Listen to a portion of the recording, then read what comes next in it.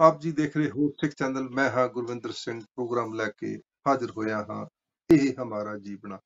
ਸਾਡੀ ਕੋਸ਼ਿਸ਼ ਹੁੰਦੀ ਹੈ ਕਿ ਅਲੱਗ-ਅਲੱਗ ਥਾਵਾਂ ਤੋਂ ਉਹ ਚਿਹਰੇ, ਉਹ ਸ਼ਖਸੀਅਤ ਆਪ ਜੀ ਦੇ ਸਨਮੁਖ ਪੇਸ਼ ਕੀਤੀ ਜਾਵੇ, ਜਿਨ੍ਹਾਂ ਨੇ ਆਪਣੀ ਜ਼ਿੰਦਗੀ ਦੇ ਅੰਦਰ ਬਹੁਤ ਹਾਰਡ ਵਰਕ ਕੀਤਾ ਹੋਵੇ ਜਾਂ ਕਿਸੇ ਮੁਕਾਮ ਤੇ ਪਹੁੰਚੇ ਹੋਣ। ਕਿਉਂਕਿ ਅਸੀਂ ਇਹ ਚੀਜ਼ਾਂ ਨੂੰ ਇਸ ਕਰਕੇ ਹਾਈਲਾਈਟ ਕਿ ਆਉਣ ਵਾਲੇ ਸਮੇਂ ਦੇ ਵਿੱਚ ਸਾਡੇ ਬੱਚੇ ਕੁਝ ਸਿੱਖਿਆ ਲੈ ਕੇ ਉਸ ਮੁਕਾਮ ਤੇ ਪਹੁੰਚਣ ਦੀ ਕੋਸ਼ਿਸ਼ ਕਰਨ, ਜੋ ਅਸੀਂ ਹਰ ਪੇਰੈਂਟਸ ਆਪਣੇ ਬੱਚਿਆਂ ਦੇ ਬਾਰੇ ਇਹ ਸੋਚਦਾ ਹੈ ਕਿ ਪੜ੍ਹਾਈ ਲਿਖਾਈ ਤੋਂ ਬਾਅਦ ਸਾਡਾ ਬੱਚਾ ਜੋ ਹੈ ਜ਼ਿੰਦਗੀ ਦੇ ਅੰਦਰ ਤਰੱਕੀ ਕਰੇ, ਉਹ ਮੁਕਾਮ ਹਾਸਲ ਕਰੇ ਜਿਸ ਮੁਕਾਮ ਦੇ ਨਾਲ ਉਹਨਾਂ ਦੇ ਪੇਰੈਂਟਸ ਵੀ ਮਾਣ ਮੱਤਾ ਜੀਵਨ ਔਰ ਕੌਮ ਦੇ ਲਈ ਵੀ ਉਹ ਇੱਕ ਚਾਨਣ ਮੁਨਾਰਾ ਬਣਨ। ਸੋ ਅੱਜ ਇੱਕ ਮੈਂ ਆਪ ਜੀ ਦੇ ਸਨਮੁਖ ਸਾਡੀ ਭੈਣ, ਸਾਡੀ ਬੱਚੀ ਹਰਪ੍ਰੀਤ ਕੌਰ ਦਿੱਲੀ ਤੋਂ, ਉਹਨਾਂ ਦੇ ਨਾਲ ਆਪ ਜੀ ਨੂੰ ਮੈਂ ਮਿਲਾਉਣ ਜਾ ਰਿਹਾ।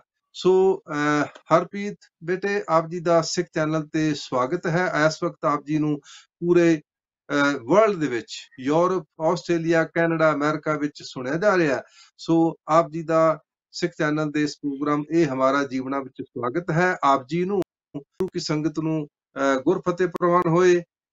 ਵਾਹਿਗੁਰੂ ਜੀ ਕਾ ਖਾਲਸਾ, ਵਾਹਿਗੁਰੂ ਜੀ ਕੀ ਫਤਿਹ। ਵਾਹਿਗੁਰੂ ਜੀ ਕਾ ਖਾਲਸਾ, ਵਾਹਿਗੁਰੂ ਜੀ ਕੀ ਫਤਿਹ। ਵਾਹਿਗੁਰੂ ਜੀ ਕੀ ਫਤਿਹ। ਵੈਲਕਮ ਇਸ ਪ੍ਰੋਗਰਾਮ ਦੇ ਵਿੱਚ। ਸੋ ਇਸ ਪ੍ਰੋਗਰਾਮ ਦੇ ਵਿੱਚ ਅਸੀਂ ਕੋਸ਼ਿਸ਼ ਕਰਦੇ ਹਾਂ, ਜਿਵੇਂ ਪਹਿਲਾਂ ਮੈਂ ਆਪ ਜੀ ਨੂੰ ਦੱਸ ਚੁੱਕਾ ਕਿ ਅਲੱਗ-ਅਲੱਗ ਥਾਵਾਂ ਤੋਂ ਸਾਡੇ ਜਿਹੜੇ ਨੌਜਵਾਨ ਬੱਚੇ ਨੇ, ਜਾਂ ਸਾਡੀ ਉਹ ਭੈਣਾਂ, ਜਾਂ ਸਾਡੀਆਂ ਉਹ ਮਾਤਾਵਾਂ, ਵੀਰ, ਜਿਹੜੇ ਜ਼ਿੰਦਗੀ ਦੇ ਵਿੱਚ ਜਿਨ੍ਹਾਂ ਨੇ ਬਹੁਤ ਹਾਰਡ ਵਰਕ ਕਰਕੇ ਇਸ ਮੁਕਾਮ ਤੇ ਪਹੁੰਚੇ ਨੇ, ਉਹਨਾਂ ਵੱਲ ਦੇਖ ਕੇ ਸਾਡੇ ਬੱਚੇ ਜਿਹੜੇ ਨੇ ਉਹ ਇੰਸਪਾਇਰੇਸ਼ਨ ਜਿਹੜੀ ਹੈ ਉਹ ਵਧੇ, ਤਾਂ ਕਿ ਸਾਡੀ ਕੌਮ ਦੀ ਜਿਹੜੀ ਸ਼ਖਸੀਅਤ ਹੈ ਉਹ ਲੋਕਾਂ ਦੇ ਸਨਮੁਖ ਆਵੇ। ਕਿਉਂਕਿ ਇਸ ਵੇਲੇ ਜਿਹੜਾ ਵਰਤਾਰਾ ਵਰਤ ਰਿਹਾ ਫੈਸ਼ਨ ਦੀ ਔਰ ਸਿੱਖੀ ਤੋਂ ਬੱਚੇ ਸਾਡੇ ਦੂਰ ਜਾ ਰਹੇ ਨੇ, ਉਹਦਾ ਕਾਰਨ ਵੀ ਅਸੀਂ ਲੱਭਣਾ ਹੈ ਤੇ ਉਹਨਾਂ ਨੂੰ ਮੋੜ ਕੇ ਵੀ ਅਸੀਂ ਸਿੱਖੀ ਵੱਲ ਪ੍ਰੇਰਿਤ ਕਰਨਾ ਹੈ। ਸੋ ਸਭ ਤੋਂ ਪਹਿਲਾਂ ਅਸੀਂ ਤੁਹਾਡੇ ਕੋਲ ਤੁਹਾਡੀ ਜਿਹੜੀ ਹੈ ਮੁੱਢਲੀ ਬੇਸਿਕ ਜਿਹੜੀ ਹੈ ਉਹ ਲਾਈਫ ਜਿਹੜੀ ਹੈ ਉਹਦੇ ਬਾਰੇ ਜ਼ਰੂਰ ਅਸੀਂ ਪੁੱਛਾਂਗੇ। ਮੈਂ ਦੱਸਦਾ ਚੱਲਾਂ ਕਿ ਹਰਪ੍ਰੀਤ ਕੌਰ ਦਿੱਲੀ ਤੋਂ ਬਿਲੋਂਗ ਕਰਦੇ ਨੇ ਔਰ ਇਹ ਸੋਚ ਟਰਸਟ ਦੇ ਮੁਖੀ ਨੇ। ਵਿਦੇਸ਼ਾਂ ਵਿੱਚ ਵੀ ਇਹਨਾਂ ਦੀ ਐਜੂਕੇਸ਼ਨ ਹਾਸਲ ਕੀਤੀ ਹੈ, ਪਰ ਮੈਂ ਚਾਹੁੰਦਾ ਕਿ ਥੋੜੀ ਡਿਟੇਲ ਦੇ ਨਾਲ ਹਰਪ੍ਰੀਤ ਕੌਰ ਥੋੜਾ ਡਿਟੇਲ ਦੇ ਨਾਲ ਸੰਗਤਾਂ ਨੂੰ ਆਪਣੀ ਇੰਟਰੋਡਕਸ਼ਨ ਜਿਹੜੀ ਹੈ, ਆਪਣੇ ਆਪ ਨੂੰ ਇੰਟਰੋਡਿਊਸ ਹੈ ਜ਼ਰੂਰ ਕਰੋ ਜੀ। ਜ਼ਰੂਰ ਜੀ। ਮੇਰੀ ਜੋ ਬੇਸਿਕ ਸਕੂਲਿੰਗ ਹੈ ਉਹ ਦਿੱਲੀ ਤੋਂ ਹੈਗੀ ਹੈ। ਉਸ ਤੋਂ ਬਾਅਦ ਯੂਨੀਵਰਸਿਟੀ ਆਫ ਦਿੱਲੀ ਤੋਂ ਮੈਂ MA MPhil ਆਪਣੀ ਮਾਸਟਰਸ ਦੀ ਤਾਲੀਮ ਲਈ। ਉਸ ਦੇ ਬਾਅਦ ਮੈਂ ਲੰਡਨ ਬਰਨਮਾਊਥ ਯੂਨੀਵਰਸਿਟੀ ਤੋਂ ਆਪਣੀ MBA ਦੀ ਤਾਲੀਮ ਲਈ, ਔਰ ਇਹ ਆਪਣੀ ਪੜ੍ਹਾਈ ਕਰਨ ਦੇ ਬਾਅਦ ਮੈਂ ਵਾਪਸ ਇੰਡੀਆ ਆਈ ਸੀ 2006 ਵਿੱਚ। ਉਸ ਦੇ ਬਾਅਦ ਇੱਕ ਆਪਣਾ ਬਿਜ਼ਨਸ ਵੀ ਸ਼ੁਰੂ ਕੀਤਾ, ਸੋਸ਼ਲ ਵਰਕ ਵੀ ਸ਼ੁਰੂ ਕੀਤਾ, ਜਿਸ ਨੂੰ ਕਹਿੰਦੇ ਕਿ ਗੁਰੂ ਨਾਨਕ ਦੇ ਆਪਣੇ 3 ਪ੍ਰਿੰਸੀਪਲ, ਕਿਰਤ ਕਰਨੀ, ਨਾਮ ਜਪਣਾ, ਵੰਡ ਛਕਣਾ। ਉਹ ਪਰਿਵਾਰ ਤੋਂ ਹੀ ਇੱਕ ਮੁੱਢਲੀ ਸਿੱਖਿਆ ਮਿਲੀ ਸੀ, ਉਸਨੂੰ ਅੱਗੇ ਨਿਭਾਉਣ ਦੀ ਕੋਸ਼ਿਸ਼ ਕੀਤੀ ਹੈ, ਔਰ ਜਿਸਨੂੰ ਅੱਗੇ ਸਾਡੀ ਸੁਸਾਇਟੀ ਨੇ ਵੀ ਸਨਮਾਨਿਤ ਕੀਤਾ ਹੈ। ਤੇ 2013 ਵਿੱਚ ਮੈਨੂੰ business woman of the year award Sikh awards ਵੱਲੋਂ ਲੰਡਨ ਵਿੱਚ ਸਨਮਾਨਿਤ ਕੀਤਾ ਗਿਆ ਸੀ। ਮੈਂ ਉਸਦੀ ਬਹੁਤ ਸ਼ੁਕਰਗੁਜ਼ਾਰ ਹਾਂ। ਉਹਦੇ ਇਲਾਵਾ ਦਿੱਲੀ ਯੂਨੀਵਰਸਿਟੀ ਵਿੱਚ innovative marketing strategies, digital marketing strategies ਇੱਕ ਯੂਨੀਵਰਸਿਟੀ ਲੈਵਲ ਸਟੂਡੈਂਟਸ ਨੂੰ ਸਿਖਾਉਣ ਦੇ ਲਈ ਇੱਕ ਉੱਥੇ ਸਨਮਾਨਿਤ ਕੀਤਾ ਗਿਆ ਸੀ।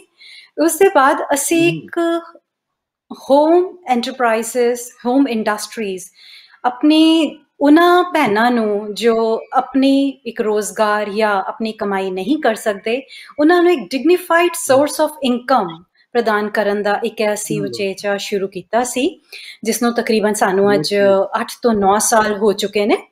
ਔਰ ਉਸ ਦੇ ਬਾਅਦ ਅਸੀਂ ਇੱਕ ਡਿਜੀਟਲ ਮਾਰਕੀਟਿੰਗ ਦਾ ਕੋਰਸ ਸ਼ੁਰੂ ਕੀਤਾ ਸੀ ਕਿ ਜੋ ਬੱਚੇ ਸਾਡੇ ਸਿੱਖ ਪਰਿਵਾਰਾਂ ਦੇ ਵੀ ਔਰ ਸਰਬਤ ਦਾ ਭਲਾ ਸਾਡਾ ਇੱਕ ਰਿਹਾ ਹੈ, ਆਪਣਾ ਸਿੱਖੀ ਦਾ ਸੌਰਟ ਆਫ ਮੁੱਢ ਰਿਹਾ ਹੈ।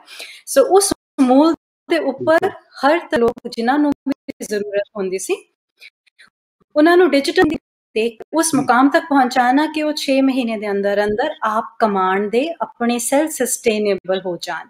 ਉਸ ਦੇ ਲਈ ਵੀ 2018 19 20 3 ਸਾਲ ਕੰਟੀਨਿਊਸਲੀ ਸੰਗਤਾਂ ਨੇ ਵੀ ਔਰ ਹੋਰ ਸੰਸਥਾਨਾਂ ਨੇ ਵੀ ਸਨਮਾਨਿਤ ਕੀਤਾ। ਮੈਂ ਉਹਨਾਂ ਦੀ ਵੀ ਸ਼ੁਕਰਗੁਜ਼ਾਰ ਹਾਂ। ਅੱਜ ਤੁਸੀਂ ਵੀ ਇੱਥੇ ਬੁਲਾਇਆ ਹੈ, ਇੱਕ ਮੇਰੇ ਵਾਸਤੇ ਬੜੇ ਮਾਣ ਦੀ ਗੱਲ ਹੈ। ਥੈਂਕ ਯੂ ਜੀ। ਗੁਰੂ ਕਿਰਪਾ ਕਰੇ। ਬਹੁਤ ਵਧੀਆ ਹਰਪ੍ਰੀਤ, ਸਾਨੂੰ ਬਹੁਤ ਪ੍ਰਾਊਡ ਹੈ ਕਿ ਸਾਡੇ ਬੱਚੇ ਜੋ ਜਿੱਥੇ ਉਹਨਾਂ ਨੇ ਵੈਲ ਐਜੂਕੇਟ ਹੋਣਾ, ਉੱਥੇ ਸਾਨੂੰ ਇਹ ਪ੍ਰਾਊਡ ਹੁੰਦਾ ਵੀ ਉਹ ਇਸ ਦੇ ਨਾਲ ਨਾਲ ਇਹ ਕੌਮ ਦੇ ਪ੍ਰਤੀ ਜਾਂ ਮਨੁੱਖਤਾ ਦੇ ਪ੍ਰਤੀ ਵੀ ਆਪਣਾ ਇਹਨਾਂ ਦਰਦ ਰੱਖਦੇ ਨੇ। ਇਹ ਕੋਈ ਕੋਈ ਕਰਦਾ ਜੀ। ਬੇਨਤੀ ਕਰਾਂ ਕਿ ਆਪਾਂ ਜ਼ਰੂਰ ਆਪਣੇ ਬੱਚਿਆਂ ਨੂੰ ਪੜ੍ਹਾਈਏ, ਅੱਛੀ ਤੋਂ ਅੱਛੀ ਤਾਲੀਮ ਉਹਨਾਂ ਨੂੰ ਦਈਏ, ਪਰ ਇਸ ਤਾਲੀਮ ਦੇ ਨਾਲ ਜਦੋਂ ਗੁੱਡ ਵੈਲਿਊਜ਼, ਜਦੋਂ ਚੰਗੇ ਸੰਸਕਾਰ ਉਹਨਾਂ ਨੂੰ ਦੇਵਾਂਗੇ, ਤਾਂ ਮੈਂ ਅਕਸਰ ਕਹਿੰਦਾ ਹੁੰਦਾ ਜ਼ਿੰਦਗੀ ਵਿੱਚ ਕਿਤੇ ਬੱਚੇ ਭਟਕ ਵੀ ਜਾਣ ਪਰ ਦਿੱਤੇ ਹੋਏ ਸੰਸਕਾਰ ਜਿਹੜੇ ਨੇ ਉਹਨਾਂ ਨੂੰ ਚੰਗੇ ਪਾਸੇ ਲੈ ਜਾਂਦੇ ਨੇ। ਤੇ ਫਿਰ ਜਿਨ੍ਹਾਂ ਨੂੰ ਗੁੜਤੀ ਮਿਲੀ ਹੋਵੇ, ਉਹ ਫਿਰ ਬਾਬੇ ਨਾਨਕ ਦਾ ਜਿਹੜਾ ਸਿਧਾਂਤ ਦੱਸਿਆ ਨਾ ਬੱਚੀ ਨੇ, ਕਿਰਤ ਕਰਨੀ, ਨਾਮ ਜਪਣਾ ਤੇ ਵੰਡ ਕੇ ਛਕਣਾ। ਵੰਡ ਕੇ ਛਕਣ ਦਾ ਮਤਲਬ ਇਹ ਹੈ ਕਿ ਕਿਸੇ ਦੇ ਦਰਦ ਨੂੰ ਵੰਡੀਏ, ਕਿਸੇ ਦਾ ਭਲਾ ਕਰ ਦਈਏ, ਜਿਸ ਭਲੇ ਦੇ ਨਾਲ ਉਹ ਆਪਣੇ ਪੈਰਾਂ ਤੇ ਖੜਾ ਹੋ ਸਕੇ, ਆਪਣੀ ਜ਼ਿੰਦਗੀ ਆਪਣੇ ਤੌਰ ਤੇ। ਇਹ ਵੀ ਇੱਕ ਬੜਾ ਵੱਡਾ ਭਲਾ। ਜਿੰਨੇ ਵੀ ਸਾਡੇ ਵੀਰ ਭੈਣ ਇਸ ਵੇਲੇ ਦੇਸ਼ਾਂ ਵਿਦੇਸ਼ਾਂ ਵਿੱਚ ਇਹ ਪ੍ਰੋਗਰਾਮ ਨੂੰ ਵਾਚ ਕਰ ਰਹੇ ਨੇ, ਦੇਖ ਰਹੇ ਨੇ, ਸਾਡੀ ਬੇਨਤੀ ਆ ਕਿ ਗੁਰੂ ਨਾਨਕ ਸਾਹਿਬ ਜੀ ਨੇ ਸਾਨੂੰ ਜਿੱਥੇ ਆਪਣੇ ਆਪ ਨੂੰ, ਜਿੱਥੇ ਚੰਗਾ ਜੀਵਨ ਸਵਾਰਨ ਦੇ ਲਈ, ਉੱਥੇ ਹੋਰਨਾਂ ਦਾ ਜੀਵਨ ਸਵਾਰ, ਆਪ ਜਪੇ ਅਵਰੈ ਨਾਮ ਜਪਾਵੇ, ਉੱਥੇ ਜ਼ਰੂਰ ਅਸੀਂ ਇਸ ਪਾਸੇ ਧਿਆਨ ਦਈਏ। ਬਹੁਤ ਵਧੀਆ ਹਰਪ੍ਰੀਤ ਕੌਰ, ਬਹੁਤ ਵਧੀਆ ਸੀ ਜਿਹੜੀ ਆ ਗੱਲ ਜੋ ਤੁਸੀਂ ਕਰ ਰਹੇ ਹੋ। ਤੇ ਇਸ ਵੇਲੇ ਜਿਹੜਾ ਐਟ ਪ੍ਰੈਜ਼ੈਂਟ ਤੁਹਾਡਾ ਗਤੀਵਿਧੀਆਂ ਕੀ ਚੱਲ ਰਹੀਆਂ ਨੇ? ਇਸ ਤੋਂ ਇਲਾਵਾ ਵੀ ਤੁਸੀਂ ਕੁਝ ਹੋਰ ਕਰ ਰਹੇ ਹੋ ਕਿ ਜੇ ਇਸ ਨੂੰ ਅਪਗ੍ਰੇਡ ਕਰ ਰਹੇ ਹੋ? ਜੀ ਬਿਲਕੁਲ, ਸਾਡਾ ਇਹ ਹੀ ਰੈਗੂਲਰ ਚੱਲਦਾ ਹੈ ਕਿ ਇਸ ਦੇ ਨਾਲ ਹੋਰ ਵੀ ਕਾਫੀ ਸਾਰੇ ਪ੍ਰੋਜੈਕਟਸ ਹੈਗੇ ਨੇ, ਜਿੱਥੇ ਇੱਕ ਅਪਲਿਫਟਮੈਂਟ ਆਫ ਸੋਸਾਇਟੀ, ਬੱਚਿਆਂ ਲਈ ਵੀ, ਵੂਮਨ ਲਈ ਵੀ, ਹੋਰ ਆਪਣੇ ਯੂਥ ਪ੍ਰੋਜੈਕਟਸ ਅਸੀਂ ਕਰਦੇ ਰਹਿੰਦੇ।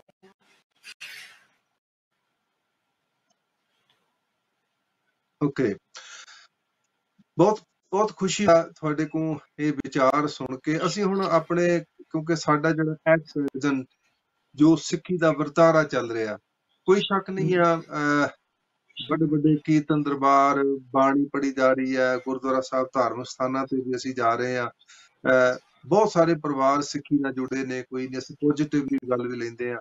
ਪਰ ਉੱਥੇ ਸਾਨੂੰ ਜਿਹੜੀ ਗੱਲ ਸਾਡੇ ਸਨਮੁਖ ਹੁੰਦੀ ਹੈ, ਜਿਹੜਾ ਪਹਿਲਾ ਸਵਾਲ ਮੈਂ ਸਿੱਖੀ ਦੇ ਨਾਤੇ ਆਪ ਜੀ ਦੇ ਕੋਲ ਕਰਨਾ ਚਾਹੁੰਦਾ, ਉਹ ਇਹ ਹੈ ਵੀ ਅੱਜ ਜਿਹੜੀ ਸਾਡੇ ਪਰਿਵਾਰ ਨੇ, ਉਹ ਸਾਡੇ ਜਿਹੜੀ ਕਦਰਾਂ ਕੀਮਤਾਂ ਨੇ, ਉਹ ਸਾਡੇ ਪਰਿਵਾਰਾਂ ਦੇ ਵਿੱਚੋਂ ਗਵਾਚ ਰਹੀਆਂ ਨੇ, ਉਹ ਦੂਰ ਹੋ ਰਹੀਆਂ ਨੇ। ਜਿਹੜੇ ਸਿੱਖੀ ਸਿਧਾਂਤਾਂ ਦੀ ਅਸੀਂ ਗੱਲ ਕਰਦੇ ਹਾਂ, ਬਹੁਤ ਗਿਣਤੀ ਅਸੀਂ ਜੋ ਦੇਖਦੇ ਹਾਂ, ਉਹ ਵਿਚਾਰ ਉਹ ਹਾਵੀ ਹੋ ਚੁੱਕੇ ਨੇ, ਜਿਨ੍ਹਾਂ ਦਾ ਗੁਰਮਤ ਦੇ ਨਾਲ ਸੰਬੰਧ ਕੋਈ ਨਹੀਂ। ਤੁਸੀਂ ਕੀ ਸਮਝਦੇ ਹੋ ਵੀ ਇਹ ਸਿੱਖ ਪਰਿਵਾਰਾਂ ਨੂੰ, ਜਿਹੜੀ ਪਨੀਰੀ ਨੂੰ ਮੁੜ ਸਿੱਖੀ ਕਦਰਾਂ ਕੀਮਤਾਂ ਨਾਲ ਅਸੀਂ ਕਿਵੇਂ ਜੋੜੀਏ? ਜੀ,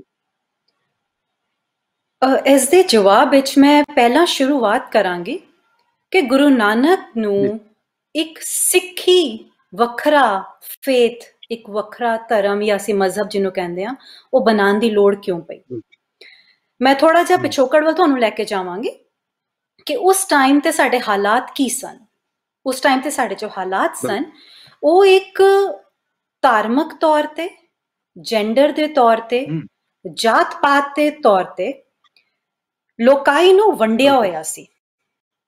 ਉਸ ਲੋਕਾਈ ਨੂੰ ਵੰਡਣ ਦਾ ਕਾਰਨ ਸੀ ਕਿ ਜਿਹੜੇ ਉੱਥੇ ਦੇ ਰੂਲਰਸ ਹਨ, ਉੱਥੇ ਦੇ ਆਪਣੇ ਨੂੰ ਧਾਰਮਿਕ ਕਵਾਣ ਵਾਲੇ ਲੋਕ ਸਨ, ਉਹ ਇੱਕ ਤਰ੍ਹਾਂ ਨਾਲ ਗਰੀਬਾਂ ਦੇ ਉੱਪਰ ਰਾਜ ਕਰ ਸਕਣ।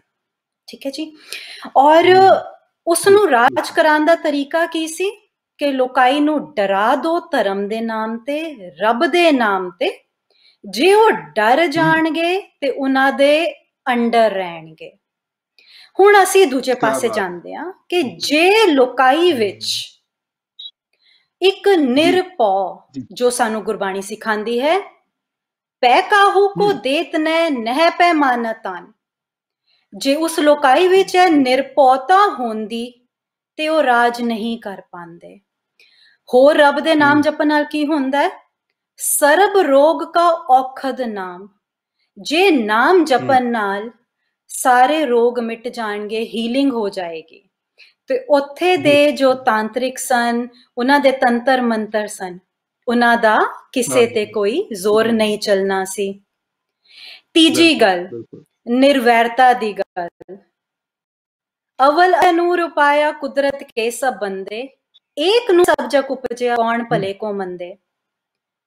ਜੇ ਅਸੀਂ ਗੁਰਬਾਣੀ ਨੂੰ ਅੰਦਰ ਉਸ ਵੇਲੇ ਵਸੀ ਹੁੰਦੀ, ਨਿਰਵੈਰਤਾ ਹੁੰਦੀ, ਤੇ ਜਿਹੜੀ ਵੀ ਵੰਡੀਆਂ ਪਾਈਆਂ ਗਈਆਂ ਸਨ ਹਿੰਦੂ ਮੁਸਲਿਮ ਦੀਆਂ, ਇਹ ਵੰਡੀਆਂ ਕੋਈ ਵੀ ਪੋਲੀਟੀਸ਼ੀਅਨ, ਕੋਈ ਵੀ ਰਾਜਾ ਇਹਨੂੰ ਖੇਲ ਨਹੀਂ ਪਾਉਂਦਾ।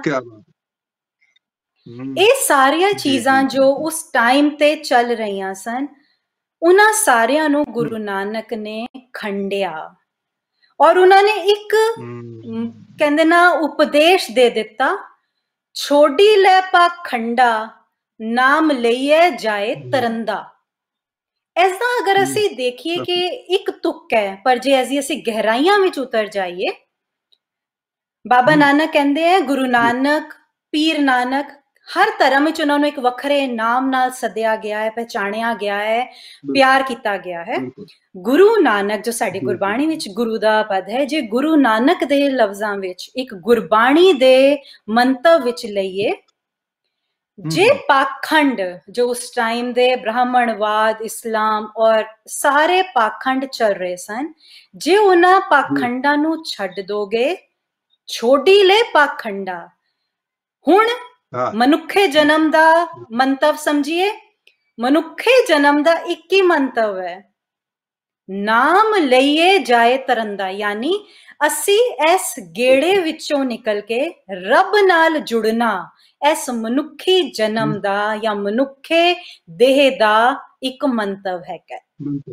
ਹੁਣ ਅਸੀਂ ਕੀ ਕਰਨਾ ਹੈ? ਨਾਮ ਨਾਲ ਜੁੜਨਾ। ਹੁਣ ਜਦ ਸਿੱਖੀ ਦੀ ਸਿਰਜਣਾ ਹੋਈ ਗੁਰੂ ਨਾਨਕ ਦੇ ਪਾਸਿਓਂ, ਤੇ ਇਹਨਾਂ ਸਾਰੇ ਸਾਡੇ ਮੁੱਢਲੇ ਸਿਧਾਂਤਾਂ ਤੇ ਹੋਈ। ਜੇ ਹੁਣ ਉਸ ਟਾਈਮ ਦੀ ਗੱਲ ਕਰੀਏ, ਇੱਕ ਹੋਰ ਬਹੁਤ ਵੱਡਾ ਵਖਰੇਵਾਂ ਪਾਇਆ ਗਿਆ ਸੀ ਕਿ ਲੋਕਾਈ ਪੜ੍ਹਾਈ ਲਿਖਾਈ ਨਾ ਕਰ ਸਕੇ, ਉਹ ਸਮਝ ਹੀ ਨਾ ਸਕੇ ਤੇ ਚੀਜ਼ਾਂ ਨੂੰ ਇੰਪਲੀਮੈਂਟ ਜ਼ਿੰਦਗੀ 'ਚ ਕਿਵੇਂ ਕਰੇਗੀ। ਤੇ ਕੀ ਕਹਿ ਦਿੱਤਾ ਗਿਆ ਕਿ ਉਸ ਟਾਈਮ ਦੇ ਜੋ ਵਿਜ਼ਡਮ ਹੈ, ਉਹ ਵਿਜ਼ਡਮ ਜਾਂ ਸੰਸਕ੍ਰਿਤ ਵਿੱਚ ਸੀ। ਮੈਂ ਕਿਸੇ ਧਰਮ ਦਾ ਨਾਮ ਇੱਥੇ ਨਹੀਂ ਲਾਂਗੀ, ਮੈਂ ਇਸ਼ਾਰਾ ਮਾਤਰ ਗੱਲ ਕਰਾਂਗੀ।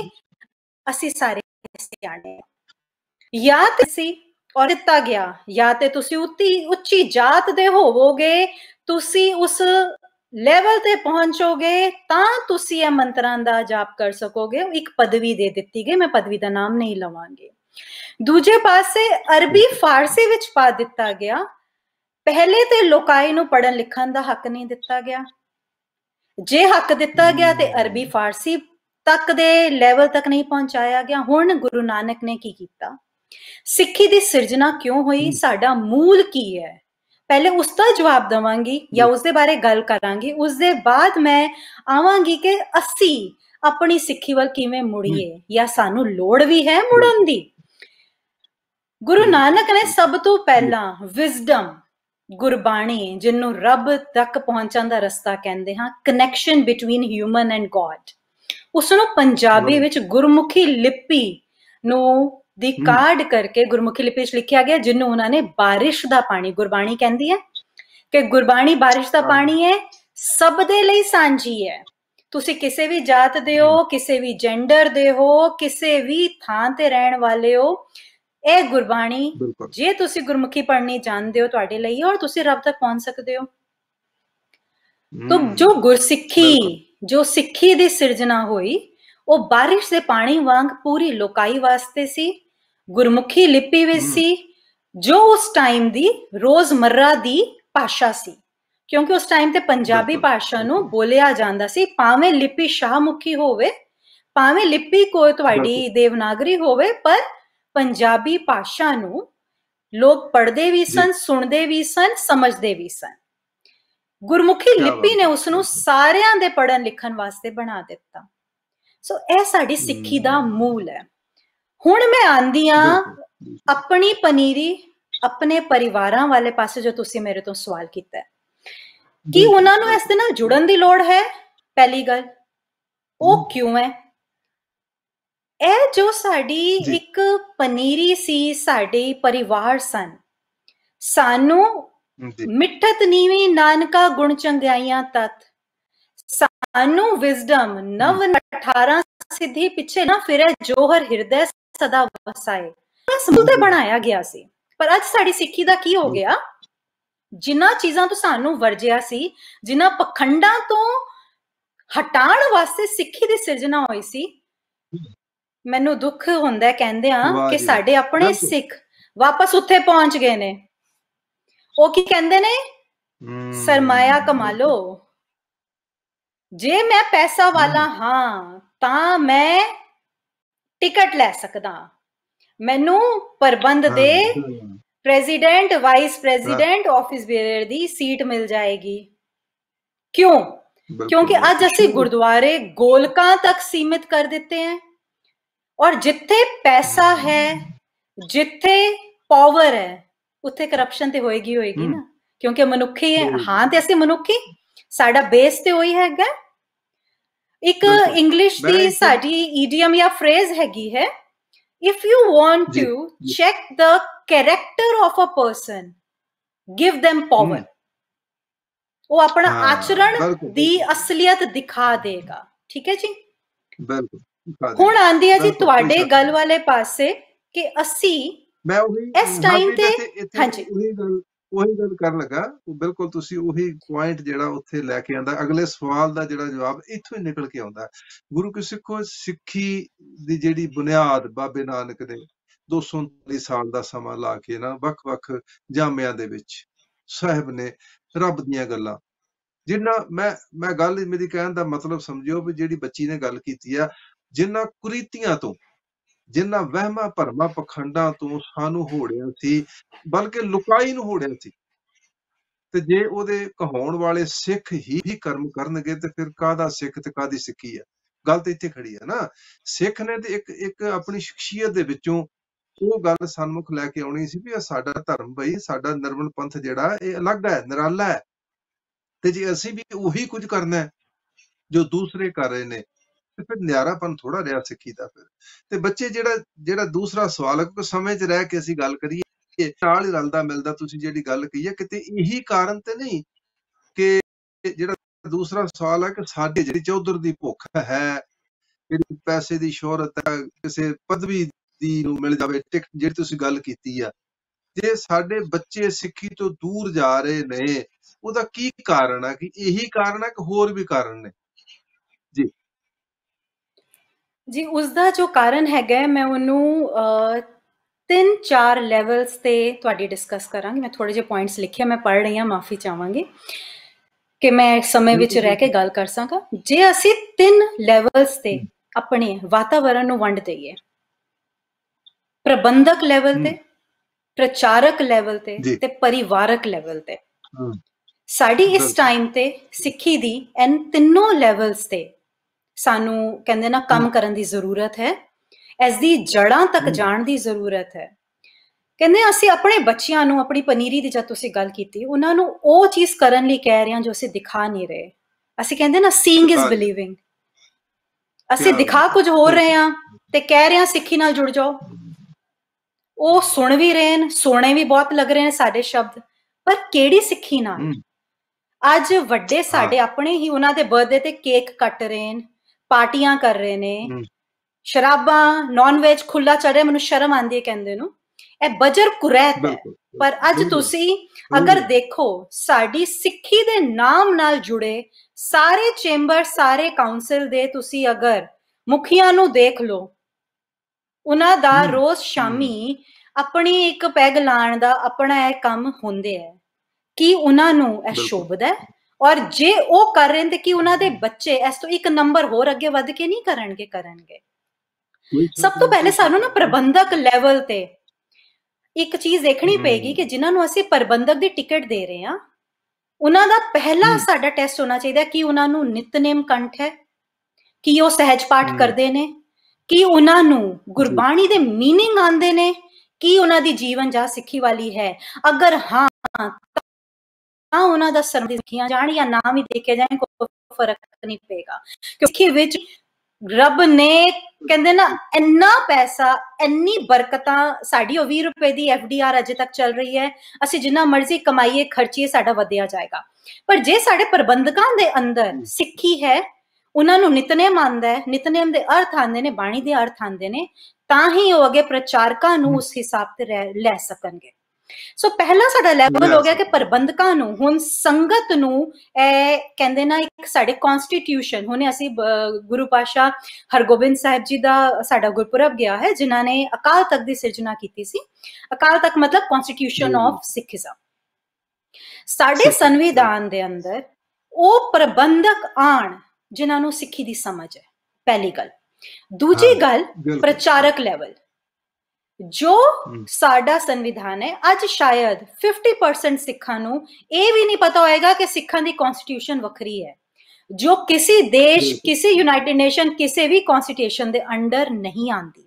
ਸਿੱਖਾਂ ਦਾ ਆਪਣਾ ਸੰਵਿਧਾਨ ਹੈ ਔਰ ਉਹਨਾਂ ਨੂੰ ਸਿਰਫ ਉਸ ਜੀਵਨ ਜਾਚ ਦੇ ਅੰਦਰ ਜਿਉਣਾ ਹੈ।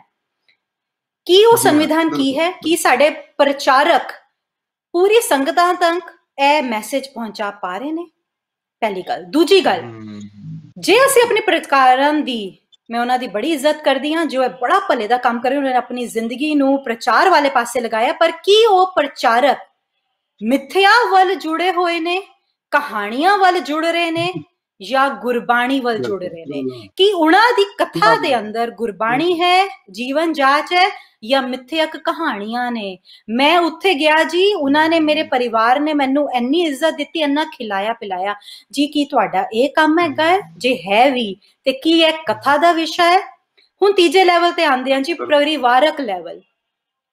ਕੀ ਸਾਡੇ ਪਰਿਵਾਰ ਵਿੱਚ ਸਿੱਖੀ ਹੈ, ਜੀਵਨ ਜਾਚ ਹੈ, ਜਾਂ ਅਸੀਂ ਜਦ ਚਾਰ ਬੰਦੇ ਘਰ ਦੇ ਬੈਠਦੇ ਹਾਂ ਤਾਂ ਆਪਣੇ ਗਵਾਂਢੀਆਂ ਦੀ ਗੱਲ ਕਰਦੇ ਹਾਂ, ਉਸਨੇ BMW ਖਰੀਦੀ, ਉਸਨੇ ਬੈਂਟਲੇ ਖਰੀਦੀ, ਉਸਨੇ ਕਾਰੋਬਾਰ ਵਿੱਚ ਇੰਨਾ ਮਹਾਰਤ ਹਾਸਲ ਕੀਤੀ, ਅਸੀਂ ਕੀ ਆਪਣਾ ਐਗਜ਼ਾਮਪਲ ਆਪਣੀ ਪਨੀਰੀ ਵਾਸਤੇ, ਆਪਣੇ ਬੱਚਿਆਂ ਵਾਸਤੇ, ਆਪਣੇ ਵੱਡਿਆਂ ਵਾਸਤੇ ਰਾਈਟ ਐਗਜ਼ਾਮਪਲ ਸੈੱਟ ਕਰ ਰਹੇ ਹਾਂ ਕਿ ਨਹੀਂ? ਜੇ ਅਸੀਂ ਨਹੀਂ ਕਰ, ਕਾਰੋਬਾਰੀ ਬਣਾ ਰਹੇ ਹਾਂ, ਜੇ ਅਸੀਂ ਉਹਨਾਂ ਸਰਮਾਏਦਾਰ ਬਣਾ ਰਹੇ ਹਾਂ, ਤੇ ਅਸੀਂ ਕਿਵੇਂ ਉਮੀਦ ਕਰ ਸਕਦੇ ਹਾਂ ਕਿ ਉਹ ਟਿਕਟ ਲੈਣ ਦੇ ਬਾਅਦ, ਬੰਧਕ ਬਣਨ ਦੇ ਬਾਅਦ, ਜਾਂ ਉਹ ਸਿੱਖ ਸੰਗਤ ਬਣਨ ਦੇ ਬਾਅਦ ਆਪਣੀਆਂ ਇੱਕ ਸਕੂਲ ਨੂੰ ਹਾਸਿਲ ਕਰਨ ਦੀ, ਇੱਕ ਹਸਪੀਟਲ ਨੂੰ ਹਾਸਿਲ ਕਰਕੇ ਕਾਰੋਬਾਰ ਬਣਾਉਣ ਦੀ ਜਗ੍ਹਾ ਤੇ ਸਿੱਖੀ ਦਾ ਪ੍ਰਚਾਰ ਕਰਨਗੇ, ਸਿੱਖੀ ਦੇ ਸਕੂਲਾਂ ਵਿੱਚ ਬੱਚਿਆਂ ਨੂੰ ਸਿੱਖੀ ਪੜ੍ਹਾਉਣਗੇ? ਅਸੀਂ ਇਹ ਕਿਵੇਂ ਉਮੀਦ ਕਰ ਸਕਦੇ ਹਾਂ? ਅਸੀਂ ਨਹੀਂ ਕਰ ਸਕਦੇ। ਤੇ ਜੇ ਅਸੀਂ ਸਿੱਖੀ ਨੂੰ, ਪੰਥੀ ਨੂੰ, ਪਰਿਵਾਰ ਨੂੰ ਵਾਪਸ ਮੋੜਨਾ ਹੈ ਆਪਣੇ ਮੁੱਢਲੇ ਗੁਰੂ ਨਾਨਕ, ਗੁਰੂ ਗੋਬਿੰਦ ਸਿੰਘ, ਗੁਰੂ ਗ੍ਰੰਥ ਸਾਹਿਬ, ਗੁਰਬਾਣੀ ਦੇ ਨਾਲ, ਤਾਂ ਪ੍ਰਚਾਰਕ ਲੈਵਲ, ਪ੍ਰਬੰਧਕ ਲੈਵਲ, ਪਰਿਵਾਰਕ ਲੈਵਲ, ਇਹਨਾਂ ਤਿੰਨਾਂ ਨੂੰ ਸਾਨੂੰ ਸਿੱਖੀ ਦਾ ਵਾਤਾਵਰਣ ਲਿਆਣਾ ਪਏਗਾ। ਬਹੁਤ ਉੱਚੀਆਂ ਤੇ ਬੜੀਆਂ ਡੂੰਘੀਆਂ ਗੱਲਾਂ ਸਾਧ ਸੰਗਤ ਜੀ, ਕਈ ਵਾਰੀ ਸਾਡੇ ਵੀ ਜਿਹਨ ਚ ਨਹੀਂ ਗੱਲਾਂ ਆਉਂਦੀਆਂ। ਚੇਤੇ ਰੱਖਿਓ, ਜਿਹਦੇ ਜੀਵਨ ਦੇ ਅੰਦਰ, ਜਿਹਨੇ ਸਿੱਖੀ ਨਹੀਂ ਕਮਾਈ, ਹੁਣ ਉਹ ਪ੍ਰਬੰਧ ਦੇ ਖੇਤਰ ਵਿੱਚ ਬੰਦਾ ਆ ਜਾਏਗਾ, ਉਹਨੇ ਫਿਰ ਗੁਰੂ ਦੀ ਗੱਲ ਥੋੜਾ ਕਰਨੀ ਹੈ। ਉਹਨੇ ਆਪਣੀ ਮਰਜ਼ੀ, ਜਿੱਥੇ ਗੁਰੂ ਦੀ ਮਰਜ਼ੀ ਪਾਸੇ ਹੋ ਜਾਵੇ ਨਾ, ਤੇ ਆਪਣੀ ਮਰਜ਼ੀ ਅੱਗੇ ਆ ਜਾਏਗੀ, ਉੱਥੇ ਸਿੱਖੀ ਦਾ ਪ੍ਰਚਾਰ ਨਹੀਂ ਹੋ ਸਕਦਾ। ਚੇਤੇ ਰੱਖਿਓ, ਅਸੀਂ ਹੋਰ ਕੋਈ ਤਾਂ ਬਣ ਸਕਦੇ ਹਾਂ, ਪਰ ਗੁਰੂ ਦੇ ਸਿੱਖ, ਸਚਿਆਰੇ ਸਿੱਖ ਨਹੀਂ ਬਣ ਸਕਦੇ। ਆਪਾਂ ਬਹੁਤ ਕੁਝ, ਅਸੀਂ ਭੀੜਾਂ ਲੱਗੀਆਂ ਸਾਡੀਆਂ, ਕੀਰਤਨ ਦਰਬਾਰ ਹੋਵੇ, ਲੰਬੀਆਂ ਲੰਬੀਆਂ ਲਾਈਨਾਂ, ਕੀ ਅਸੀਂ ਸਾਰੇ ਸਮਝ ਲਾਂਗੇ ਵੀ ਇਹ ਸਿੱਖੀ ਬੜੀ ਮਹਾਨ ਆ? ਅਸੀਂ ਉਹੀ, ਕਿਸੇ ਦੀ ਕੋਈ ਕ੍ਰਿਟਿਸਿਜ਼ਮ ਨਹੀਂ ਆ, ਕਿਸੇ ਨੂੰ ਮਾੜਾ ਨਹੀਂ ਕਹਿ ਰਹੇ, ਪਰ ਗੱਲ ਇਹ ਬੱਚੀ ਕਹਿ ਰਹੀ ਹੈ ਵੀ ਜੇ ਉਹ ਗੁਣੀ ਸਿੱਖੀ ਵਾਲੇ ਅੰਦਰ ਨਹੀਂ ਆ, ਤੇ ਪ੍ਰਗਟ ਹੀ ਨਹੀਂ ਆ, ਸ਼ਖਸੀਅਤ ਦੇ ਵਿੱਚ ਉਹ ਉਭਰੇ ਹੀ ਨਹੀਂ, ਤੇ ਫਿਰ ਉਹ ਜਿਸੇ ਮਰਜ਼ੀ ਮੁਕਾਮ ਤੇ ਪਹੁੰਚੇਗਾ, ਉਹ ਆਪਣੀ ਮਨਮਰਜ਼ੀ ਕਰੇਗਾ। ਉਹ ਫਿਰ ਜਿਵੇਂ ਪਿਰਥੀ ਚੰਦ ਨੇ ਕੀਤਾ ਸੀ, ਜਾਂ ਧੀਰ ਮਲੀਏ ਨੇ ਕੀਤਾ ਸੀ, ਸ਼੍ਰੀ ਚੰਦ ਬਾਗੀ, ਇਹ ਸਾਰਾ ਕੁਝ ਇਹ ਵਰਤਾਰਾ ਐਂ ਹੀ ਚੱਲੂਗਾ। ਫਿਰ ਉਹ ਗੁਰੂ ਦੇ ਦਰ ਤੇ ਰਹਿ ਕੇ ਵੀ ਉਹੀ ਕੁਝ ਕਰੇਗਾ ਜੋ ਉਹਦਾ ਮਨ ਕਹੇਗਾ। ਗੁਰੂ ਦੇ ਹੁਕਮ ਅਨੁਸਾਰ ਜੋ ਚੱਲੇਗਾ ਤੇ ਸਾਰਾ ਕੁਝ ਠੀਕ ਹੋ ਜਾਏਗਾ। ਇਸ ਕਰਕੇ ਪ੍ਰਬੰਧਕ, ਪ੍ਰਚਾਰਕ ਤੇ ਪਰਿਵਾਰਕ, ਜਿਹਨੂੰ ਸੰਗਤ ਵੀ ਕਹਿ ਦਿੰਦੇ, ਇਹ ਪਰਿਵਾਰਕ ਹੀ ਗੱਲ ਆ ਗਈ। ਜੇ ਇਹ ਤਿੰਨੇ ਕੜੀਆਂ ਆਪਸ ਵਿੱਚ ਸੁਚੇਤ ਹੋਣ, ਪ੍ਰਬੰਧਕ ਸਚਿਆਰੇ ਚੰਗੇ ਜਾਣਕਾਰੀ ਵਿਦਵਾਨ ਬੰਦੇ ਲਿਆਉਣ, ਉਹ ਸਟੇਜ ਤੇ ਕੁਝ ਕਹਿਣ ਤੇ ਸੰਗਤ ਸੁਣਨ ਵਾਲੀ ਵੀ ਸੁਚੇਤ ਹੋਵੇ। ਐਵੇਂ ਨਹੀਂ ਮਨ ਘੜਤ ਕਹਾਣੀਆਂ ਸੁਣਾ ਕੇ ਪਾਸੇ ਹੋ ਜਾਏ ਤੇ ਅਸੀਂ ਵਾਹ ਵਾਹ ਕਰਕੇ ਉਹਦੀ ਤਾਰੀਫ ਕਰਦੇ ਰਹੀਏ। ਨਹੀਂ, ਅਸੀਂ ਸੰਵਾਦ ਰਚਾਈਏ ਕਿ ਭਾਈ ਸਾਹਿਬ ਜੀ ਆ ਜਿਹੜੀ ਤੁਸੀਂ ਗੱਲ ਕਹੀ ਆ ਇਹ ਗੁਰਮਤ ਨਾਲ ਮੇਲ ਨਹੀਂ ਖਾਂਦੀ, ਤੁਸੀਂ ਕਿਵੇਂ ਕਹਿ ਦਿੱਤੀ ਹੈ। ਪਰ ਨਹੀਂ, ਸਾਡਾ ਮਕਸਦ ਆ ਵੀ ਇੱਕ ਪੈਸਾ ਗੋਲਕ ਚ ਪਾਉਣਾ, ਬਾਕੀ ਸਟੇਜ ਤੇ ਰੱਖਣਾ, ਵਾਹ ਵਾਹ ਖੱਟ ਕੇ ਅਸੀਂ ਬਾਹਰ ਆ ਜਾਂਦੇ। ਨਹੀਂ ਬਣੇ, ਇਹ ਸਾਡੀ ਬੇਨਤੀ ਹੈ। ਸਾਡੀ ਗੱਲਬਾਤ ਜਿਹੜੀ ਹੈ ਹਰਪ੍ਰੀਤ ਕੌਰ ਜੋ ਦਿੱਲੀ ਤੋਂ ਬਿਲੋਂਗ ਕਰਦੇ ਨੇ, ਉਹਨਾਂ ਨਾਲ ਬੜੀਆਂ ਡੂੰਘੀਆਂ ਬੜੀਆਂ ਪਿਆਰ ਵਾਲੀਆਂ ਗੱਲਾਂ ਕੋਸ਼ਿਸ਼ ਕਰਾਂਗੇ ਗਾਂ ਵੀ ਇਹਨਾਂ ਨੂੰ ਜ਼ਰੂਰ ਗੁਰਮਤ ਦੀ ਗੱਲ ਅਸੀਂ ਜਿਹੜੀ ਕਰਾਂਗੇ ਜਿੰਨਾ ਕੁ ਸਮਾਂ ਸਾਡੇ ਕੋਲ ਆ। ਬੇਟੇ ਫਿਰ ਇਹਨਾਂ ਨੂੰ ਜੋੜਨ ਦੇ ਲਈ ਇਹ ਜਿਹੜੀ ਪਨੀਰੀ ਆ, ਕਿਉਂਕਿ ਸਾਡੇ ਕੋਲ 5 ਮਿੰਟ ਬਾਕੀ ਨੇ, ਤੇ ਇਹਨਾਂ ਨੂੰ ਸਾਨੂੰ ਉਪਰਾਲੇ ਕੀ ਕਰਨੇ ਪੈਣੇ ਆ ਪਨੀਰੀ ਨੂੰ ਜੋੜਨ ਦੇ ਲਈ? ਜੀ ਪਹਿਲਾ ਉਪਰਾਲਾ ਸਾਨੂੰ ਕਰਨਾ ਪਏਗਾ ਕਿ ਜਿਹੜੀ ਵੀ ਅਸੀਂ ਵਿਦਿਆ ਦੇ ਰਹੇ ਹਾਂ, ਜਿਹੜੇ ਅਸੀਂ ਸਮਾਗਮ ਕਰ ਰਹੇ ਹਾਂ, ਇਹਨਾਂ ਨੂੰ ਇੱਕ এনवायरमेंट ਦੇਈਏ। এনवायरमेंट ਅਸੀਂ ਕਿਵੇਂ ਦੇ ਸਕਦੇ ਹਾਂ, ਵਾਤਾਵਰਣ ਕਿਵੇਂ ਦੇ ਸਕਦੇ ਹਾਂ ਕਿ ਉਹਨਾਂ ਨੂੰ ਜੀਵਨ ਜਾਂਚ ਵਿੱਚ ਇੱਕ ਡੀਸੈਂਟ ਕਲੋਥਿੰਗ, ਗੁਰਬਾਣੀ, ਗੁਰਮਤ ਸਿੱਖਿਆ, ਜਿੰਨੇ ਵੀ ਸਾਡੇ ਫੰਕਸ਼ਨਸ ਹੁੰਦੇ ਨੇ, ਸੈਲੀਬ੍ਰੇਸ਼ਨਸ ਹੁੰਦੇ ਨੇ, ਉਹਨਾਂ ਨੂੰ ਅਸੀਂ ਗੁਰਮਤ ਦੇ ਅਨੁਕੂਲ ਰੱਖੀਏ ਤਾਂ ਕਿ ਉਹਨਾਂ ਨੂੰ ਇੱਕ ਹੀ ਤਰੀਕਾ ਆਂਦਾ ਹੋਏ ਸੈਲੀਬ੍ਰੇਟ ਕਰਨ ਦਾ। ਦੂਜੀ ਗੱਲ, ਅਸੀਂ ਜਦ ਆਪਣੇ ਕੋਈ ਵੀ ਫੰਕਸ਼ਨਸ ਜਾਂ ਵਿਆਹ ਸ਼ਾਦੀਆਂ ਕਰਦੇ ਹਾਂ, ਉਸਦੇ ਅੰਦਰ ਅਸੀਂ ਜੋ ਵੀ ਤਰੀਕੇ ਦੇ ਤਿਆਰ ਹੋ ਰਹੇ ਹਾਂ, ਉਹਨਾਂ ਨੂੰ ਅਸੀਂ ਆਪਣੇ ਕਾਰੋਬਾਰ ਨਾਲ ਨਾ ਜੋੜੀਏ, ਉਸਨੂੰ ਅਸੀਂ ਸਿੱਖੀ ਸਿਦਕ ਦੇ ਨਾਲ ਜੋੜੀਏ ਤਾਂ ਕਿ ਬੱਚੇ ਔਰ ਜਵਾਨ ਔਰ ਈਵਨ ਬਜ਼ੁਰਗ ਵੀ ਜੋ ਕਿ ਨੇ ਗੁਰਸਿੱਖੀ ਦੇ ਰਸ ਨਾਲ, ਗੁਰਬਾਣੀ ਦੇ ਰਸ ਨਾਲ ਜੋੜ ਸਕਣ। ਜਿਵੇਂ ਕਹਿੰਦੇ ਆ ਨਾ, ਹਰ ਰਸ ਪੀਵੇ ਅਲ ਮਸਤ ਮਤ ਵਾਰੋ, ਆਨ ਰਸਾ ਸਭ ਹੋਛੇ ਰੇ। ਜੇ ਉਹਨਾਂ ਨੂੰ ਇਹ ਵਾਲਾ ਰਸ ਮਿਲੇਗਾ ਤਾਂ ਹੀ ਉਹਨਾਂ ਨੂੰ ਬਾਕੀ ਰਸ ਹੋਛੇ ਲੱਗਣਗੇ। ਅਸੀਂ ਕੀ ਕਰ ਰਹੇ ਹਾਂ ਅੱਜ, ਉਹਨਾਂ ਨੂੰ ਦੂਜੇ ਰਸਾਂ ਨਾਲ ਜੋੜ ਕੇ ਇੰਨਾ ਆਨੰਦ ਆ ਰਿਹਾ ਹੈ ਕਿ ਉਹ ਗੁਰਬਾਣੀ ਨੂੰ ਬੋਰਿੰਗ ਸਮਝਦੇ ਨੇ। ਅਸੀਂ ਜੇ ਉਹਨਾਂ ਨੂੰ ਗੁਰਮਤ, ਗੁਰਬਾਣੀ ਦਾ ਰਸ, ਉਹ ਮਿਠਾਸ, ਉਹ ਗੁਰਖਿਆਈ ਵਾਲੀ ਟੇਸਟ ਕਰਾ ਦਾਂਗੇ ਤੇ ਜੋ ਕਿ ਸਾਡਾ ਹੈਗਾ ਵੇ ਮੰਤਵ ਪੂਰਾ ਹੋ ਜਾਏਗਾ। ਦੂਜੀ ਗੱਲ ਕਰੀਏ ਕਿ ਅਸੀਂ ਅੱਜ ਆਪਣੇ ਗੁਰਦੁਆਰਿਆਂ ਨੂੰ ਕਹਿਣਾ ਨਹੀਂ ਚਾਹੀਦਾ ਸਰਮਾਏਦਾਰਾਂ ਦੇ ਹੱਥ ਸੌਂਪ ਦਿੱਤਾ। ਉਹ ਗੁਰਦੁਆਰਿਆਂ ਨੂੰ, ਉਹਨਾਂ ਦੀ ਸਟੇਜ ਨੂੰ, ਸੰਗਤ ਵਿੱਚ ਆਣ ਜਾਣ ਨੂੰ ਸਿਰਫ ਆਪਣੇ ਕਾਰੋਬਾਰ ਦੇ ਪ੍ਰਮੋਸ਼ਨ ਵਾਸਤੇ ਵਰਤ ਰਹੇ ਨੇ। ਜਿਨ੍ਹਾਂ ਦੇ ਕੋਲ ਪੈਸਾ ਹੈ ਉਹ ਆਪਣੀ ਜੁਐਲਰੀ ਦਾ ਪ੍ਰਮੋਸ਼ਨ ਕਰਨ ਵਾਸਤੇ ਗੁਰਦੁਆਰੇ ਆਂਦਾ ਹੈ, ਆਪਣੀ ਇੰਡਸਟਰੀ ਦੀ ਪ੍ਰਮੋਸ਼ਨ ਕਰਨ ਵਾਸਤੇ ਗੁਰਦੁਆਰੇ ਆਂਦਾ ਹੈ, ਤਾਂ ਕਿ ਇਹ 1000 ਬੰਦਾ, ਇਹ 100 ਬੰਦਾ ਮੈਨੂੰ ਰੋਜ਼ ਮਿਲਦਾ ਹੈ, ਉਹਦੇ ਅੱਗੇ ਅਗਰ ਮੈਂ ਗੁਰਸਿੱਖ ਇੱਕ ਆਪਣਾ ਢਾਂਚਾ ਖੜਾ ਕਰਦਾ, ਇੱਕ ਫਰੇਮਵਰਕ ਬਣਾ ਦਾਂ, ਇਸ ਫਰੇਮਵਰਕ ਦੇ ਅੰਦਰ ਮੇਰਾ ਇੱਕ ਨਾਮ ਹੋ ਜਾਏਗਾ ਔਰ ਮੇਰੇ ਕਾਰੋਬਾਰ ਨੂੰ ਇਹ ਲੋਕ ਖਰੀਦਣਗੇ। ਅੱਜ ਗੁਰਦੁਆਰੇ ਵੀ ਆਪਣੀ ਪੋਲਿਟਿਕਸ, ਆਪਣੇ ਕਾਰੋਬਾਰਾਂ ਨੂੰ ਵਧਾਉਣ ਵਾਸਤੇ ਵਰਤੇ ਜਾ ਰਹੇ ਹੈ। ਹੁਣ ਅਸੀਂ ਕੀ ਕਰ ਸਕਦੇ ਹਾਂ? ਪਹਿਲਾ ਕੰਮ, ਸਰਮਾਏਦਾਰੇ ਤੋਂ ਹਟਾ ਕੇ ਸੇਵਾਦਾਰੀ ਤੇ ਆ ਜਾਈਏ। ਗੁਰੂ ਅੰਗਦ ਦੇਵ ਜੀ ਨੂੰ ਤਦ ਤੱਕ ਗੁਰਗੱਦੀ ਨਹੀਂ ਮਿਲੀ ਸੀ ਜਦ ਤੱਕ ਉਹਨਾਂ ਨੇ ਆਪਣਾ ਸੇਵਾ ਭਾਵਨਾ ਵਿੱਚ ਆਪਣੇ ਨੂੰ ਪ੍ਰੂਫ ਨਹੀਂ ਕੀਤਾ ਸੀ। ਉਨੇ ਹੀ ਲੋਕਾਂ ਨੂੰ ਅਸੀਂ ਅੱਗੇ ਆਉਣ ਦੀ ਦੇਈਏ ਔਰ ਅਸੀਂ ਉਹਨਾਂ ਹੀ ਲੋਕਾਂ ਨੂੰ ਇੱਜ਼ਤ ਮਾਣ ਦੇਈਏ। ਸਿੱਖੀ ਵਿੱਚ ਜੇ ਅਸੀਂ ਸਿਰਫ ਸੇਵਾਦਾਰਾਂ ਨੂੰ, ਕਹਿੰਦੇ ਨਾ, ਆਪਣੀ ਉਹ ਸਾਦਗੀ ਦੇ ਜੀਵਨ ਜਿਉਣ ਵਾਲਿਆਂ ਨੂੰ, ਪੜ੍ਹੇ ਲਿਖਿਆਂ ਨੂੰ ਜੇ ਅਸੀਂ ਮਾਨ ਸਨਮਾਨ ਦਵਾਂਗੇ ਤਾਂ ਹੀ ਬਾਕੀ ਲੋਕ ਉਸ ਮਾਨ ਸਨਮਾਨ ਦੇ ਪਿੱਛੇ ਆਣ। ਕਿਉਂਕਿ ਮਨੁੱਖੀ ਆਦਤ ਹੈ ਨਾ, ਜਿਹਨੂੰ ਸਮਾਨ ਮਿਲ ਰਿਹਾ ਉਹਦੇ ਵਰਗੇ ਬਣ ਜਾਓ। ਅਸੀਂ ਅੱਜ ਜੋ ਐਗਜ਼ਾਮਪਲ ਬਣਾ ਰਹੇ ਹਾਂ ਸਰਮਾਏਦਾਰਾਂ ਦਾ ਬਣਾ ਰਹੇ ਹਾਂ, ਜੇ ਅਸੀਂ ਸੇਵਾਦਾਰਾਂ ਦਾ ਐਗਜ਼ਾਮਪਲ ਬਣਾ ਦਾਂਗੇ ਤੇ ਸਾਡੀ ਅਗਲੀ ਪਨੀਰੀ ਵੀ ਪਰਿਵਾਰੇ ਯੂਥ ਵੀ ਸੇਵਾਦਾਰੀ ਬਣਨਗੇ। ਜੇ ਉਹ ਸੇਵਾਦਾਰ ਬਣ ਗਏ। ਇੱਥੇ ਹਰਪ੍ਰੀਤ ਕੌਰ ਆਪਣੀ ਛੋਟੀ ਭੈਣ ਜਾਂ ਬੇਟੀ ਕਹਿ ਲਓ, ਬੜੀਆਂ ਵਧੀਆ ਗੱਲਾਂ ਨਾ, ਉਹ ਬੜੀਆਂ ਵਧੀਆ ਗੱਲਾਂ ਆਪਣੇ ਨੂੰ ਜਿਹੜੀ ਹੈ ਨਾ ਇਸ ਵੇਲੇ ਤੁਸੀਂ ਦੇਖ ਰਹੇ ਹੋ। ਇੱਥੇ ਬੇਟੇ ਮੈਂ ਇੱਕ ਸਾਖੀ ਮੇਰੇ ਸਨਮੁਖ ਆ ਗਈ।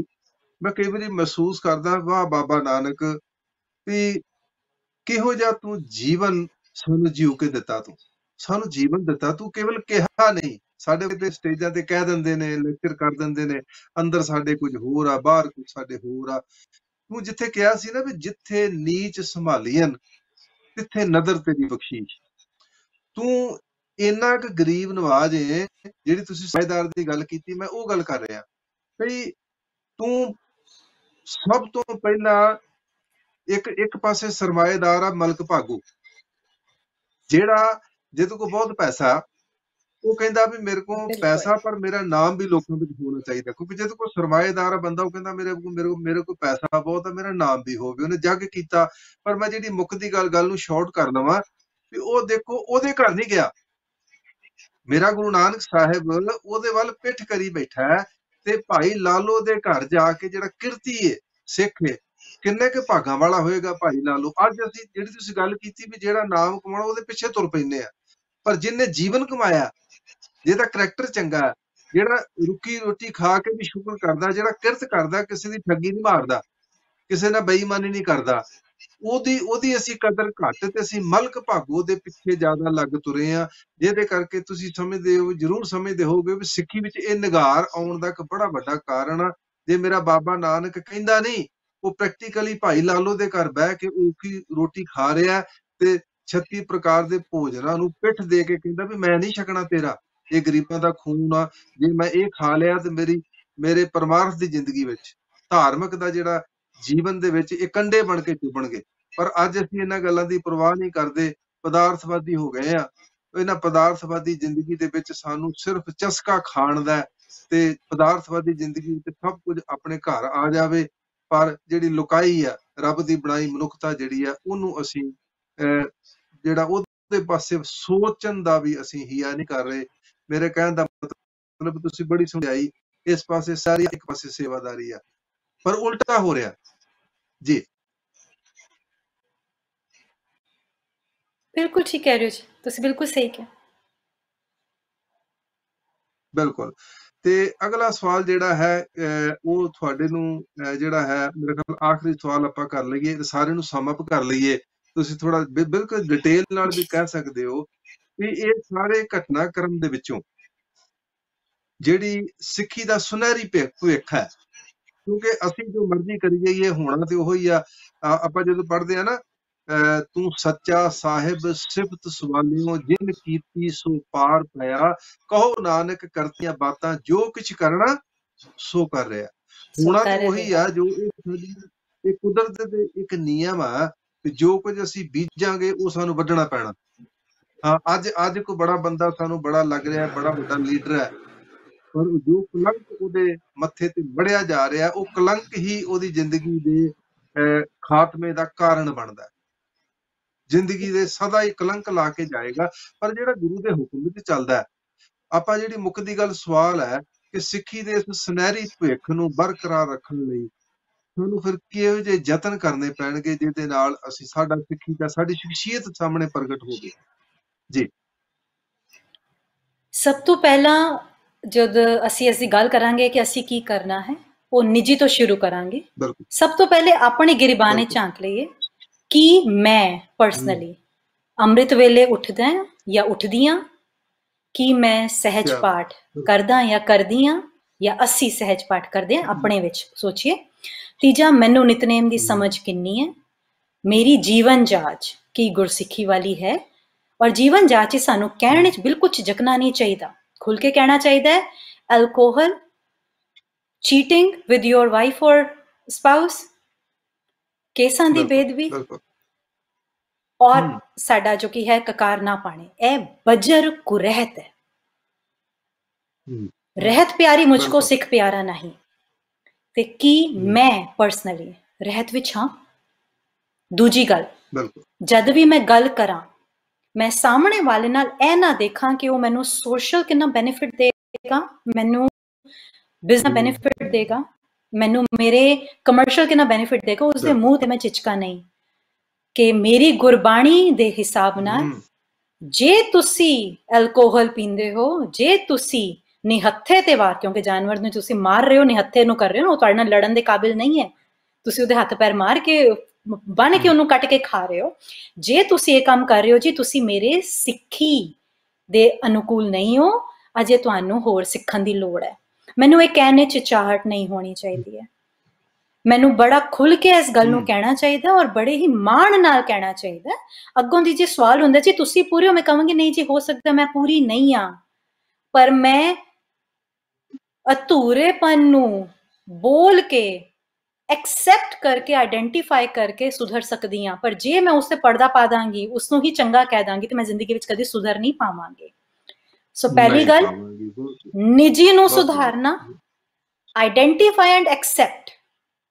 ਪਹਿਲੇ ਆਪਣੀ ਗਲਤੀਆਂ ਨੂੰ ਅਸੀਂ ਜਿੱਥੇ ਨਿਵਾਣ ਵਿੱਚ ਜਾ ਰਹੇ ਹਾਂ ਉਹਨੂੰ ਆਈਡੈਂਟੀਫਾਈ ਕਰੀਏ, ਉਹਨੂੰ ਐਕਸੈਪਟ ਕਰੀਏ ਔਰ ਫਿਰ ਉਚੇਚੇ ਕਰੀਏ ਉਹਨੂੰ ਸੁਧਾਰਨ ਲਈ। ਸੁਧਾਰਨ ਲਈ ਸਭ ਤੋਂ ਪਹਿਲੇ ਮੈਂ ਆਪਣੇ ਤੇ ਸ਼ੁਰੂ ਕਰਾਂ, ਫਿਰ ਮੈਂ ਸਾਹਮਣੇ ਵਾਲੇ ਨੂੰ ਬੋਲਣ ਦਾ ਪੂਰਾ ਹਿੰਮਤ ਰੱਖਾਂ। ਤੀਜਾ, ਉਸ ਨੂੰ ਸੱਚਾਈ ਬੋਲ ਕੇ, ਇਹ ਨਹੀਂ ਕਿ ਹੁਣ ਤੂੰ ਮੈਂ ਇੱਜ਼ਤ ਨਹੀਂ ਕਰਾਂਗੀ, ਨਹੀਂ, ਇੱਜ਼ਤ ਸੀ ਜੋ ਦੂਰ ਚਲੇ ਗਏ ਨੇ ਉਹਨਾਂ ਨੂੰ ਪਿਆਰ ਨਾਲ ਨਹੀਂ ਵਾਪਸ ਲਿਆਵਾਂਗੇ। ਕਹਿੰਦੇ ਨਾ, ਜੇ ਬੱਚੇ ਨੂੰ ਕਿਸੇ ਦੇ ਸਾਹਮਣੇ ਉੱਚਾ ਨਹੀਂ ਬੋਲੋ ਜਾਂ ਡਾਂਟੋ ਨਹੀਂ, ਕਿਉਂਕਿ ਉਹ ਗਲਤ ਪਾਸੇ ਹੋਰ ਜਾਏਗਾ। ਇਹ ਵੀ ਸਾਡੇ ਗੁਰੂ ਦੇ ਬੱਚੇ ਭਟਕ ਗਏ ਨੇ ਤੇ ਸਾਨੂੰ ਉਹਨਾਂ ਨਾਲ ਪਿਆਰ ਨਾਲ, ਇੱਜ਼ਤ ਨਾਲ ਉਹਨਾਂ ਨੂੰ ਵਾਪਸ ਆਪਣੇ ਕੋਲ ਬੁਲਾਣਾ ਹੈ।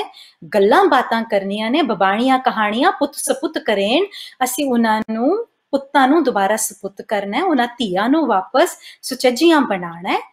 ਉਹਨਾਂ ਨੂੰ ਪਿਆਰ ਨਾਲ ਸਿੱਖੀ ਦੀ ਸੇਧ ਦਈਏ ਔਰ ਪਰ ਉਹ ਤਦੀ ਉਹ ਸਮਝਣਗੇ ਜੇ ਮੇਰੀ ਜੀਵਨ ਜਾਂਚ ਵਿੱਚ ਸਿੱਖੀ ਹੈ ਔਰ ਮੈਂ ਆਪਣੀ ਜ਼ਿੰਦਗੀ ਵਿੱਚ ਵੀ ਜੋ ਕੰਮ ਕਰ ਰਹੀ ਹਾਂ ਉਸ ਵਿੱਚ ਮੈਂ ਸਕਸੈਸਫੁਲ ਹਾਂ। ਤੇ ਕਿਰਤ ਕਰਨੀ ਨਹੀਂ ਛੱਡਣੀ। ਅਸੀਂ ਪ੍ਰਚਾਰਕ ਬਣ ਗਏ, ਅਸੀਂ ਕਿਰਤ ਨਹੀਂ ਕਰਨੀ, ਇਹ ਨਹੀਂ ਕਰਨਾ। ਚੌਥੀ ਗੱਲ ਜੋ ਆਂਦੀ ਹੈ, ਗੁਰਬਾਣੀ ਔਰ ਗੁਰੂਆਂ ਨੇ ਸਾਨੂੰ ਬ੍ਰਾਹਮਣਵਾਦ ਤੋਂ, ਪੰਡਿਤਾਂ ਤੋਂ, ਮੌਲਵੀਆਂ ਤੋਂ ਹਟਾਇਆ ਸੀ।